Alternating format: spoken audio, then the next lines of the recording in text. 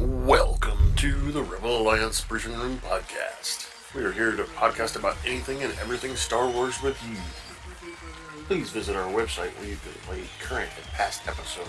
That's https://RABR KyleJohansson.us. That's RABR.KyleJohansson.us. On the left-hand side is a navigation menu. You can use this to learn how to load the Rebel Alliance Briefing Room podcast on your Android or Apple phone and tablet.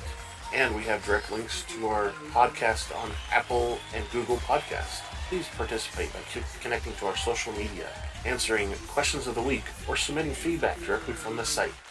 Again, all of these are available at the Rebel Alliance Briefing Room website at RABR.KyleJohansson.us. And now, it's time to talk Star Wars. I am Kyle Johansson, and this is Andrew Scott Sutton. Say hello. Hello? Anybody? Oh, yeah. Scott's not here again. This time he's on vacation. I think he's getting used to not doing this podcast. He's realized that, he doesn't have to do it. I can do it by myself. I mean, it's kind of nice to have him do it with us because there's a little interaction there. I like more than just my opinion, but that's great. And we could also use your feedback. So, bring that on. We need all the feedback we can get. We've got questions of the week, and you can do predictions. You can tell us we're lying and whatever you want to do. Anyway, so today we're reviewing Star Wars Andor, Episode 7, The Announcement. So, boys and girls, please take your seats in the Rebel Alliance briefing room.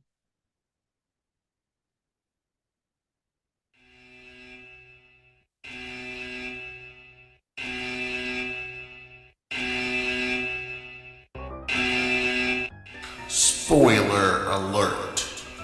Danger. You are about to be spoiled. This is your spoiler alert. We're about to talk candidly and explicitly about some TV shows or movies. If you have not watched them, please fast forward to the appropriate section. You will not be warned again. Yeah, so there is no appropriate section. So today, everything we talk about in the Rebel Alliance briefing room is classified. Yeah, so, that just means don't share it with anybody that hasn't watched Episode 7. So today, like I said, Episode 7, the announcement, we're going to go through that here very quickly. I did want to remind you guys again that there are many ways for you to provide us feedback. And we are looking forward to every piece of feedback you can ever provide us. We don't care if you don't know what we're talking about. Just send us some feedback, okay? So on the left-hand side of the website, there are several links. One of them says question of the week. You can go there, fill out the question of the week. When you're in there filling out the your response, there's a thing at the bottom of the question below the vote button. Scroll down a little bit. There's a comment section. You can add comments. You can tell us why you said or selected the answer you selected, or you can say, what you thought about this particular question or anything. Hey, this question's stupid, whatever. Put it there, send it to us. We'll talk about it on the next episode. All right, so the other way on the left-hand side again is there's a feedback button. And when you get in there, it's pretty simple too. There'll be two questions that ask you. First one is, what do you want to be called? What do you want us to call you by? And the second thing is what your feedback is. And this is anything, what you think about this, what's your predictions, what's your wild ass theory, Did we spell something wrong? Did we pronounce somebody's name wrong? Did we reference something that's not true? Please send it to us. Anybody, everybody. And then, of course, we also do these in video format, and those are up on YouTube. So if you type in https video.rabr.kylejohansson.us, that'll take you directly to our YouTube channel. You can look at our videos, we can watch them, do whatever you got to do there. And as we all know, underneath the video in the YouTube page, there's a comment section. Please comment there. We'll review those comments and talk about them on the podcast. So please do all that. Don't forget, I'm going to talk about this again, so get bored, all right?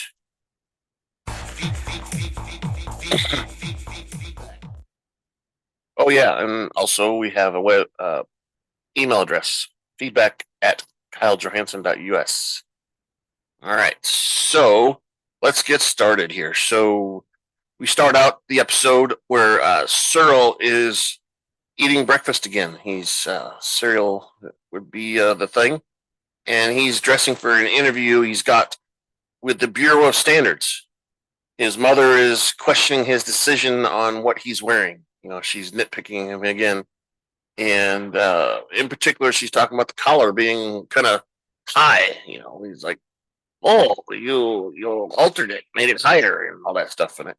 I think if you remember, he's got the high collar when he's doing his military work. He likes the collar, and he misses, I think, probably being doing the job he was doing. So he has his suit altered so he can have that collar there because it feels kind of cool to him. And she reminds him that Uncle Harlow pulled many favors for him to get this interview, and that we should respect him and all that stuff. And while she's droning on, suddenly on the news, the HoloNet's what they call it, we hear that there's been a terror attack and robbery at the Imperial Armory on Aldhani with multiple fatalities. The broadcaster announces the Galactic Empire has imposed a blockade and launched an investigation. And we hear Edie remark that those conspirators will regret what they've done, because she knows they're going to get in trouble. And I think we kind of get the idea about her political views. She's kind of down with the Empire. She likes what they've done. So, meanwhile, we return to the ISB, where the round table of white shirted people are, and Colonel Wolf Yaren is addressing the other senior ISB officials, vowing the Empire will retaliate swiftly against the rebellion attack. He asks them to consider how tight they want to close their fists.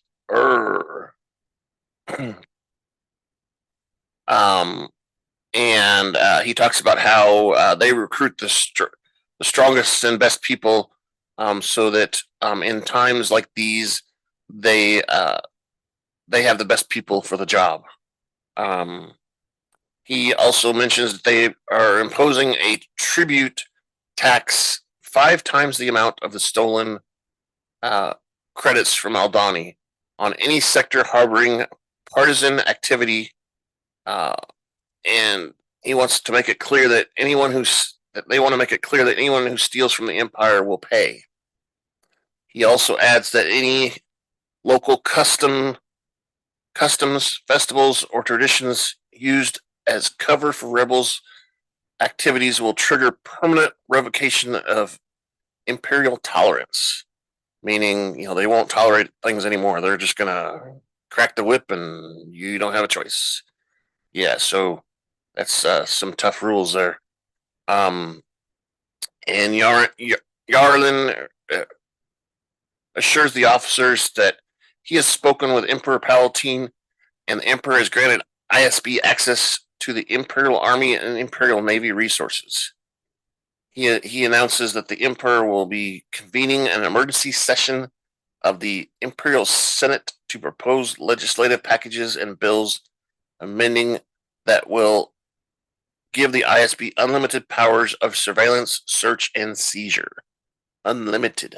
So, I mean, we're talking major. Yeah, they can do whatever they want. Uh, Go wherever they want, do whatever they need. That's just not. Yeah, I don't like that at all. That's definitely military rule there. And he in no, announces they will be invoking public order resentencing directive or PORD later today. Any criminal act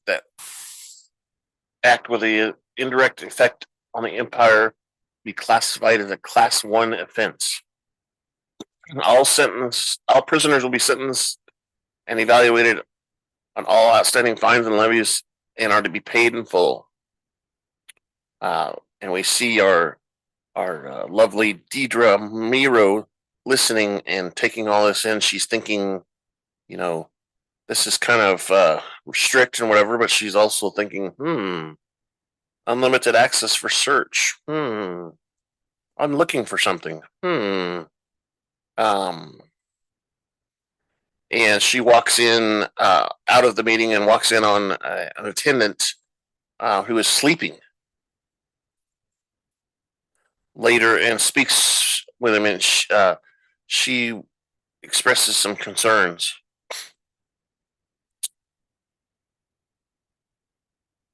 And talks to her attendant, and she thinks that they're playing into the rebels' hands. That they're doing exactly what the rebels want them to do, not enforcing anything. Because the rebels think that this will wake people up and make them realize that Empire is worse than they thought.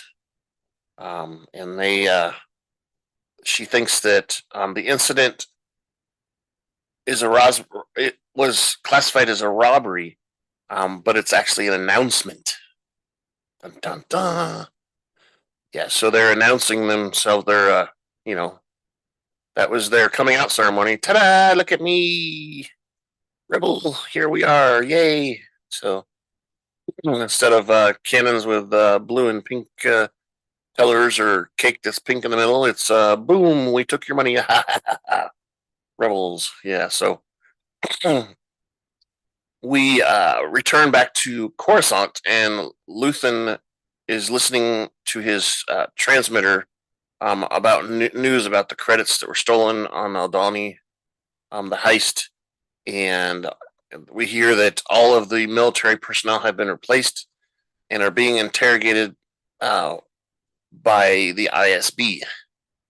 The broadcast also confirms that the tracking devices on the escaped craft were disabled before reaching hyperspace. In addition, 134 Aldhani residents have been taken into custody under suspicion for abetting the terrorists. And Luthen's assistant tells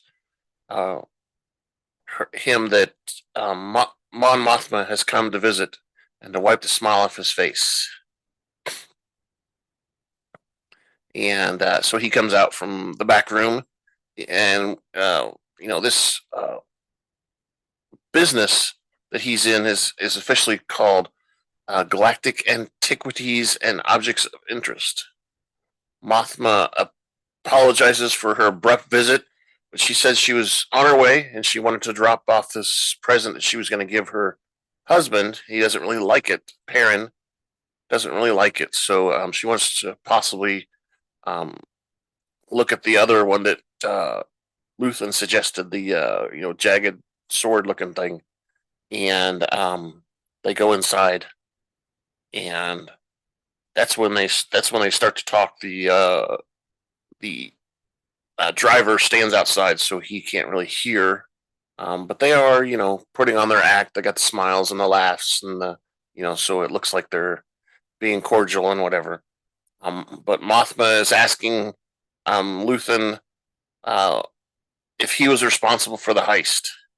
And Luthen doesn't really give her an answer, but he basically says that um, that she knows the answer already, and revolutions are expensive, and they need as many funds as possible.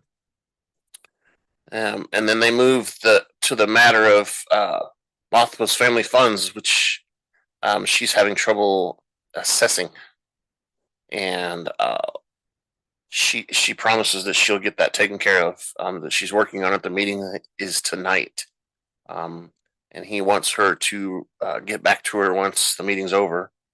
Um, and she keeps pressing Luthen on questions about the heist, and he reminds her uh, that he explained the risks of new faces, but she persisted. Uh, and she asks him if he realizes the gravity of what he's done, and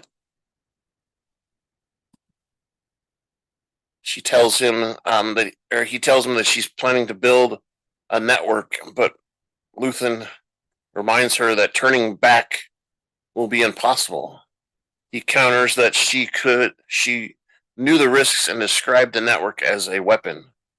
Uh, and they've waited long enough. Mothma is concerned of the repercussions of the heist, but Luthen explains that that is his plan, was to get the Emperor to overreact.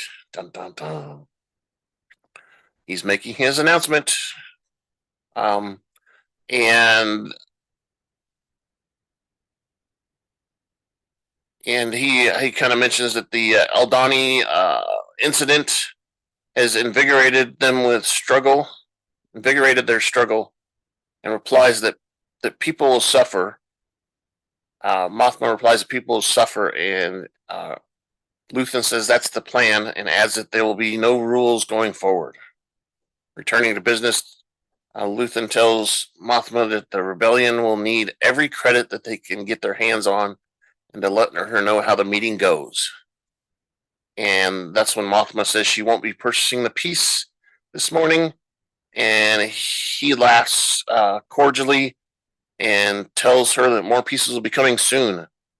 As Kayla, the assistant in the shop, listens um, and watches, they both watch her, I guess, limousine leave. She says, "I hope she's worth it." And Luthen says that they will see, and adds that they can't hide anymore. They need to come out, and basically, the announcement. They're out in the open. And now we go back to Cyril, and he is during his interview, he's getting a tour of the Bureau of Standards.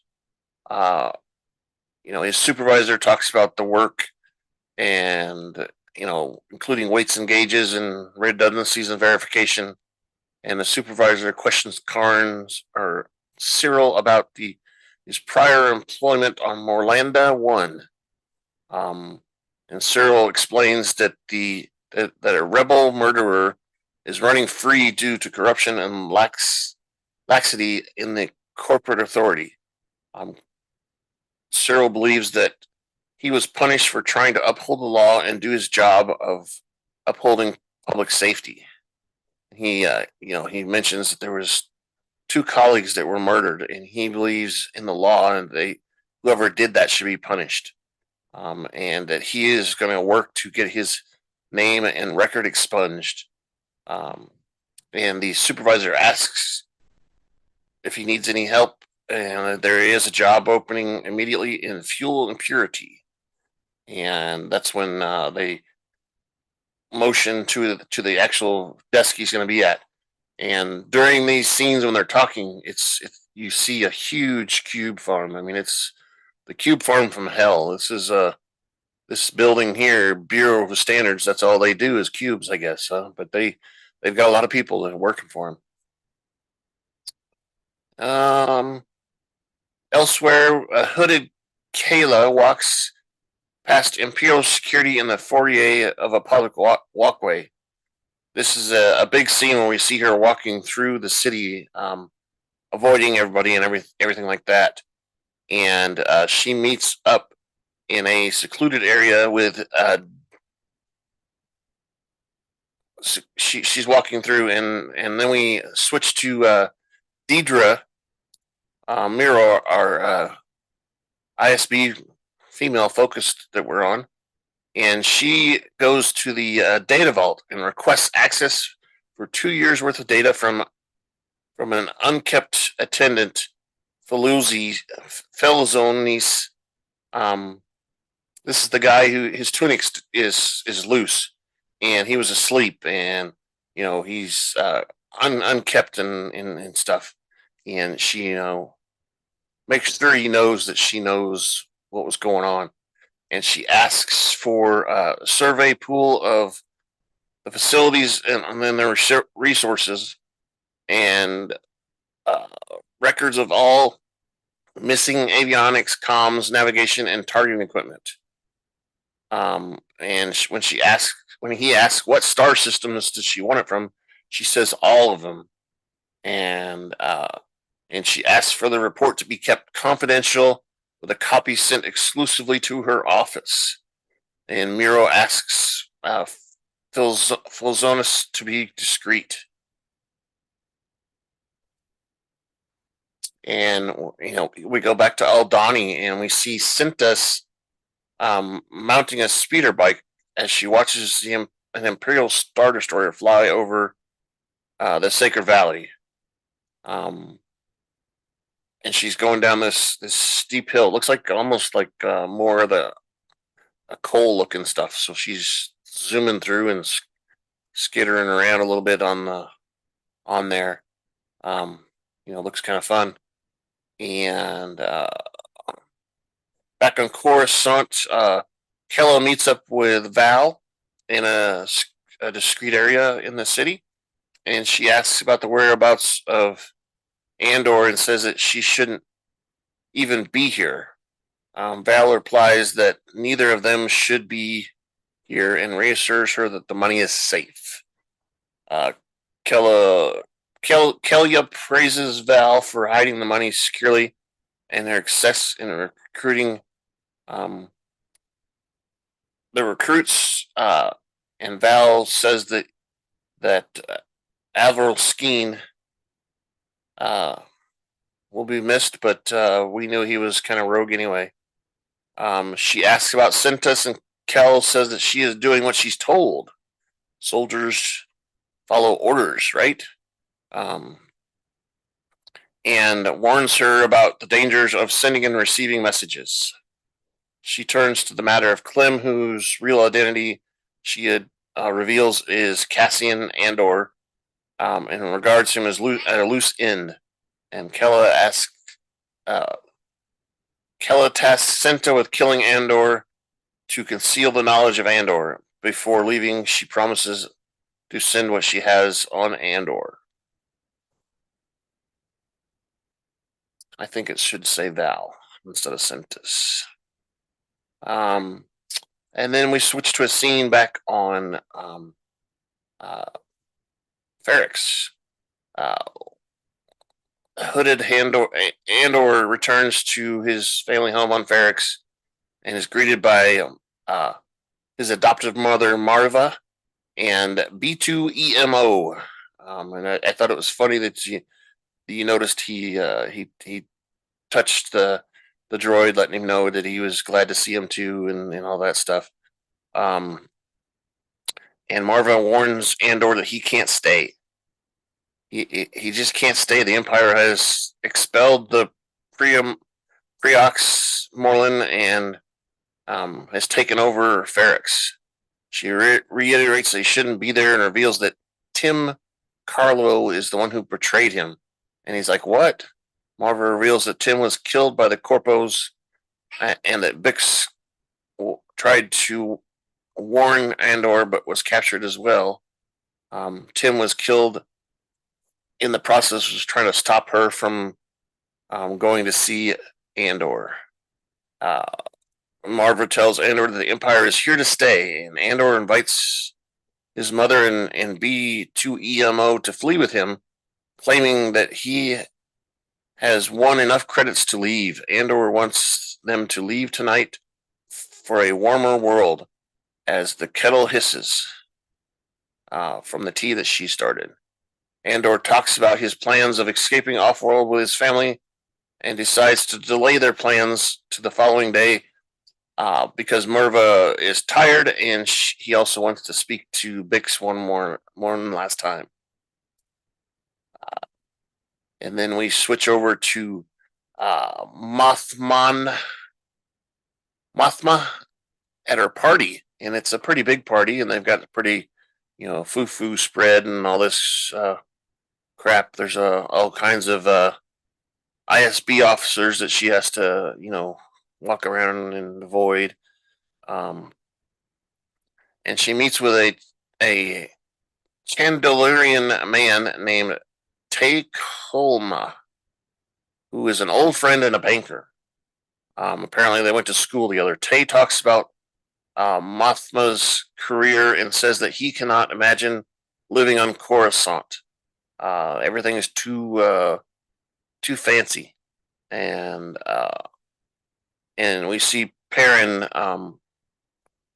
her husband, talking with some ladies nearby, and Mon Mothma is about to talk about something confidential with Tay when they are joined by her daughter Lita, who Mothma introduces Tay to, and she tells Tay that this is an old family friend who runs the Bank of Colma and is close to her sisters.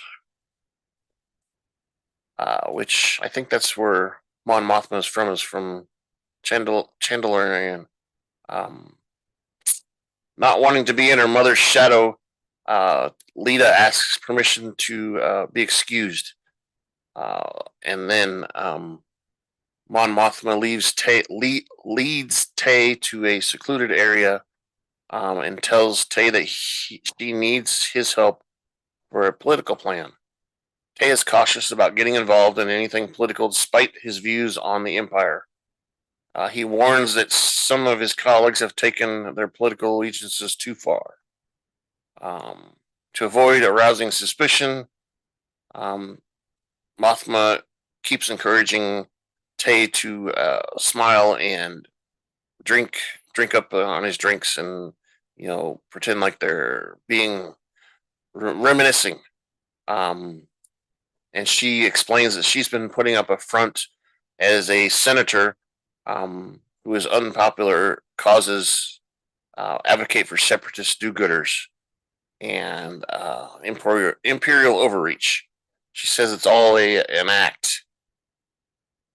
He replies that he does not know what she's talking about.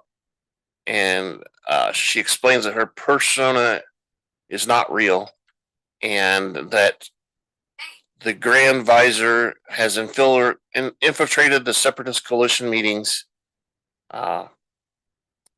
and she is aware that her driver is an ISB plant who monitors her humanitarian activities. Mothma wants the Empire to think that she is an irritation in order to conceal her true purpose, which is raising money. Mothma tells Tay that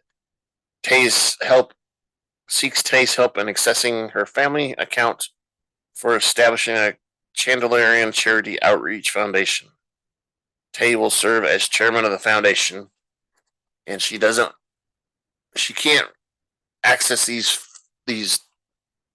funds through normal avenues.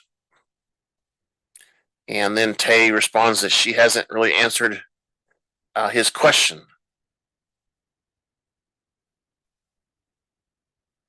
And she tells Tay that in case you don't agree with my political views, and basically she's kind of saying that our views are kind of aligned. And we see her husband Perrin approach, and she warns Tay that Perrin is unaware of anything and he's not to be trusted. And Perrin reminds Mothma of upcoming reunion that they're having for school reunion, and and he says that there's a few people that she needs to talk to, smooth a little bit more. Um, and Mothma tells Tay that they will continue this conversation later. So we go back to Ferrix with uh, Andor. Um, and he's in crawling over a wall to get into the work area of Bix. Um, and he calls her on an intercom that's outside of one of the secure doors, and they do some talking about meeting her father, and well, the first time when he climbed over the wall, um, and Bix tells him he should not be here; it's not safe. Um, and Bix briefly mentions the death of Tim and blames Andor for putting the entire town at risk by killing two corpos and returning home to hide. Andor tries to blame Tim, but Bix points out that Andor cheats, lies, and steals, and Andor accepts that he has to leave. Bix says that she does not know the identifier. It does not know the identity of the buyer, but encountered the man through Pack, which is another person. I think we met him. We saw him on one of the previous episodes. Yeah.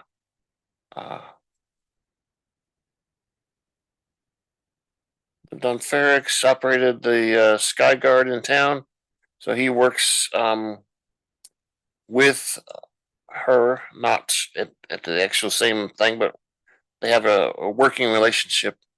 Um, she explains that they communicate via comlink. When Andor asks Bix how Luthen knows so much about him, Colleen says that she did not share information about Andor.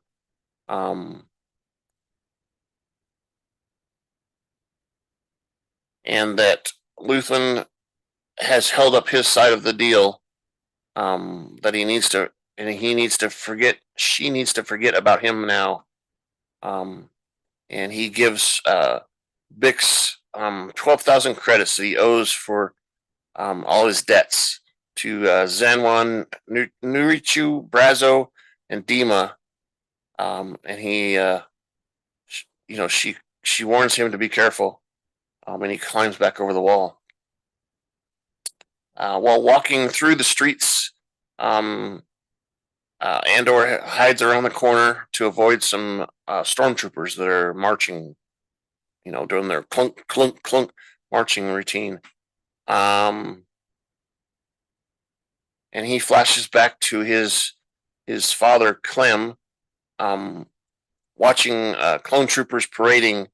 And, during the parade, a lot of the locals are throwing rocks at people. And the supervisor finally tells them to halt, and they're going to arrest citizens for throwing rocks. And of course, Clem is there trying to prevent people from throwing rocks and breaking up, any kind of fights or whatever. And he is caught in the middle, and is arrested. And we see later on he was hung not long after that for whatever crimes he did that he didn't do.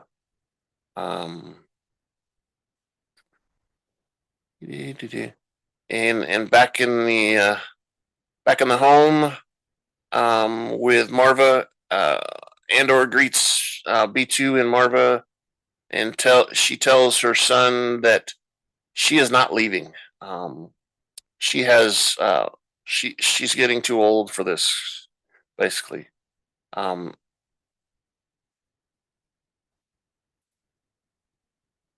she says the Empire is everywhere, and there's no point of running from them. Um, and Andor says he's gonna find a place that has no Imperial presence. Um, and she says that, there is no refuge. I'm gonna stay here. I'm gonna hold out. I'm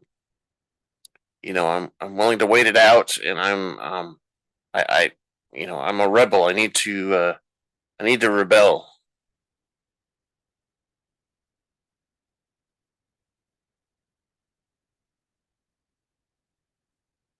Um, and there's a little mention there again about uh, Andor's adopted father Clem being hung in front of the troopers. Uh, she mentions the attack on the Imperial garrison and tells Andor that she was encouraged by the attack, uh, and she wants to remain on Ferrix to continue her own rebel fight. Uh, and Andor doesn't really tell her that he was part of that heist. Um, he dismisses the robbery, but believes Merva that people are standing up. Andor thinks that fighting against the Empire is futile, but Merva thinks that running away is um, not the best way of fighting them. She accepts that her son has a different path uh, due to his traumatic childhood. She counsels him on running away and finding peace, but Andor continues to say that he's leaving. Um, and she replies that she has nothing for love but for Andor, and expresses that hopefully their paths will cross again. And the droid B2MEO tries to speak, but Marva shushes him down. Um, and Andor walks out, and she tells him on his way out to stop looking for his sister because she believes there were no survivors on Kenari, and she will say what happened is not his responsibility because he was a child. So he thinks he's trying to find her because you know he's the reason that she's missing and doing things she doesn't want to do. And now we return back to Coruscant at the ISB office, and we hear an officer, Lonnie June, proposing several theories about his sector. Um, and the Major orders a full audit of all hyperspace routes to Ordmanel, and Lieutenant Supervisor Belvin lodges a complaint against Supervisor Miro for overreaching into her sector. And that's when the Major, Paractagas, asks Miro to explain. And Miro counters that Blevin seems to be more interested in her conduct than advancing Imperial security, and shifts the spotlight back onto Blevin. Partagas questions Blevin about the recovery of an Imperial NS9 Starpath unit in Ferrix, and reminds him that Miro sought access to the crime reports. Blevin claims that Miro's actions violate the chain of command, and Deidre contests on his account, pointing out that he advised her to reinforce her suspicions with data and to be careful of her work going forward. Blevin counters that Deidre found a way to access the sector's data without filing a request. Miro acknowledges obtaining the data using the Imperial Emergency Act that was just passed based on the Aldani heist. Those are probably the laws and restrictions that Palpatine was supposed to vote into the Congress. And we see Miro arguing again. The rebellion ignores the artificial sector boundaries which Partagaz created. Partagaz is defensive about his sector boundaries, and Miro asks Miro to explain. And Deidre argues that there is a focus on organized rebel efforts to obtain restricted Imperial military components across all sectors. When Partagaz asks for evidence to her claim, Miro says that unfiltered crime reports support a link between their theft of the most secret equipment and its distribution to rebel groups across the galaxy. The Major questions her methods, and Deidre responds that Belvin is aware she has documented file ready to go that accuses Belvin of being more concerned with self-preservation than the Empire.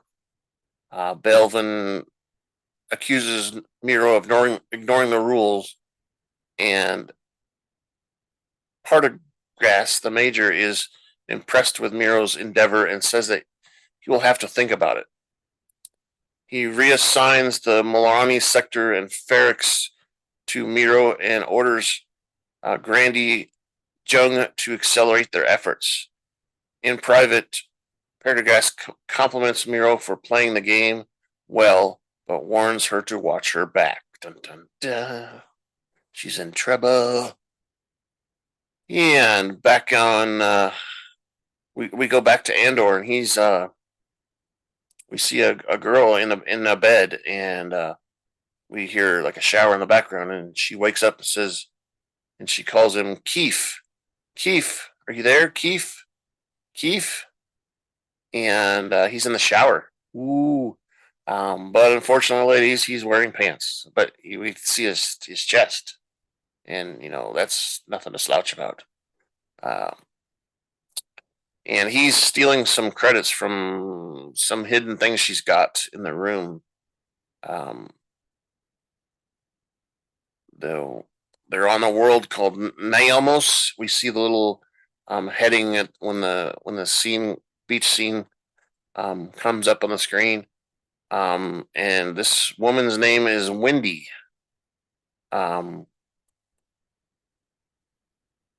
She asks him to buy more pizzos in Revenog. And we see Andor walking to the store, and he is going through a crowd, and someone is acting suspicious, and they begin to flee as the stormtroopers or shore troopers follow. And he gets caught up in the middle and appears to be running with them, and gets captured by a trooper. And the trooper does not believe that he is not part of the group. And he orders a KX security droid to help him for backup.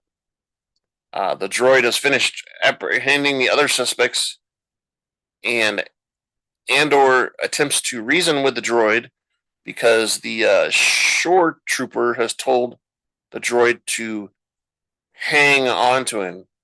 And the KX droid is taking that literally, and he grabs Andor by the neck and says hang, and raises him up above his head height, and it says hang. And Andor is pleading with the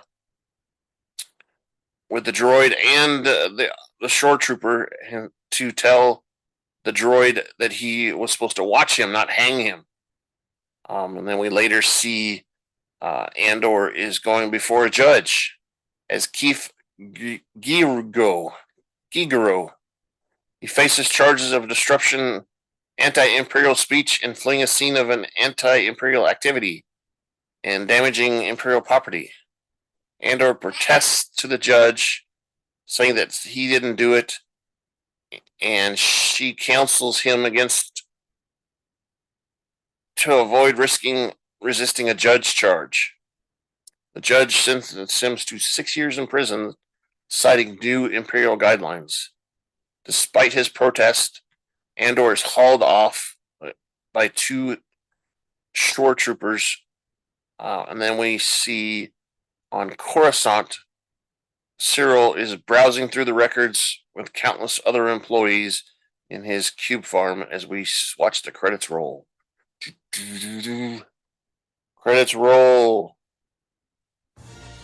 Yeah, there we go. All right, everybody. So how was that? That was a pretty good show, don't you think? Let me run this real quick while I take a drink or two. And now, a word from our sponsors. Does your bald head take a beating from shaving, the sun, and all of the things Mother Nature throws your way? Do ladies look at your dry, sunburnt head and cringe? Well, guys, there's a new product out there in the head care market that promises to rock your head. I mean dome. Looks soft, clean, and touchable, and it's trending #1 through social media and on YouTube. Introducing Dome Armor. It conditions with moisturizers like coconut oil and shea butter, protects with sunscreen up to SPF 45, and enhances your already sexy dome into an irresistible hands-on experience. Keep your dome safe and protected. Get Dome Armor, now available in fresh bacon scent. Sure to get the ladies to come running in fine stores like Walmart and Lowe's. Oh, and for those still struggling with minor hair loss, try Grow Gain. This product will refresh, revitalize, and regrow hair on your dome. Oh, yeah, I was just thinking about growing hair on my dome. Need some of that Grow Gain. Anyway, so let me this one. Feedback at KyleJohansson.us. That's feedback, KyleJohansen.us.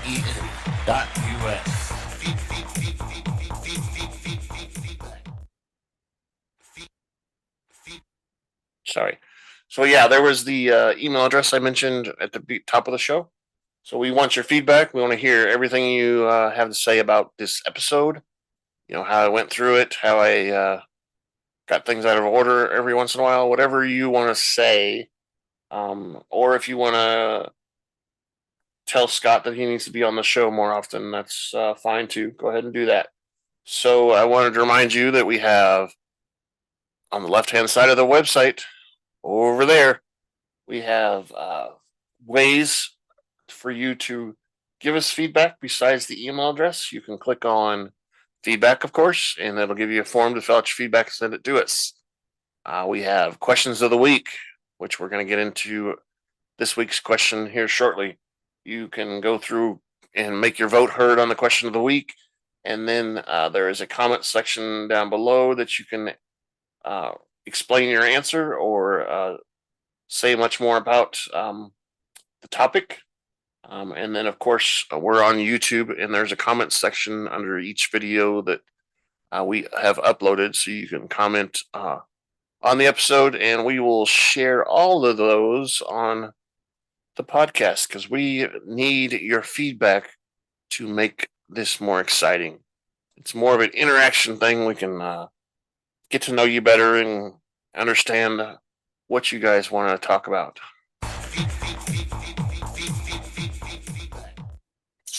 All right, so I talked about question of the week, and today's question of the week, or this episode's question of the week, is about the future. And most of these questions kind of are, they kind of, the episode brings up things that we think might happen in the future. And this one is, does Val break Cassian out of prison to kill him?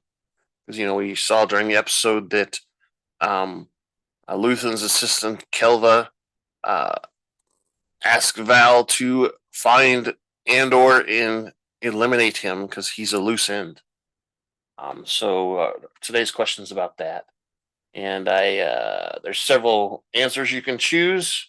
And of course, if you have comments to expand on the question, go ahead and fill those out at the bottom of the survey. Again, all those are on our website on the left-hand side. Question of the week. We've got feedback, and you can go to the listen section there, and there's a listing for all of the web pages that have, or all of the websites that host our audio version, and then there's a link at the very bottom for YouTube, and you can click on that and see that go directly to our YouTube channel. Or type in your browser, type in videos.rabr.kylesjohansson.us and go directly to our page on YouTube. So, please take care of the question of the week, and that should wrap up this episode. Thank you for listening to the Rebel Alliance Briefing Room podcast. Please visit our website where you can play current and past episodes. That's https://RABR KyleJohansson.us. That's RABR.KyleJohansson.us. On the left-hand side is a navigation menu. You can use this to learn how to load the Rebel Alliance Briefing Room podcast on your Android or Apple phone and tablet. And we have direct links to our podcast on Apple and Google Podcasts. Please participate by connecting to our social media, answering questions of the week, or submitting feedback directly from the site. Again, all of these are available at the Rebel Alliance Briefing Room website at rabr.KyleJohansson.us. This podcast in no way is approved, sponsored, or owned by Lucasfilms Ltd., Disney, Disney Plus, or any of its subsidiaries. All opinions are solely owned by Kyle and or Scott, and in no way express the views or opinions of their past or present employers. Views and opinions are not supported or restricted by Lucasfilms Ltd., Disney, Disney Plus, or any of its subsidiaries. Any rebroadcast, reproduction, or other use of this podcast and its affiliate sites without consent of Super Duper Podcast Network and its host is prohibited. I am Kyle Johansson, and this is Andrew Scott Sutton. Say goodbye now. Goodbye. Again, Scott's not here today because he's taking vacation time with his family, which is well deserved after all those extra hours he was working. I hope that when he gets back from his vacation, he doesn't have to go back into all those extra hours again. But he might. He likes to work. Thank you for listening. Bye.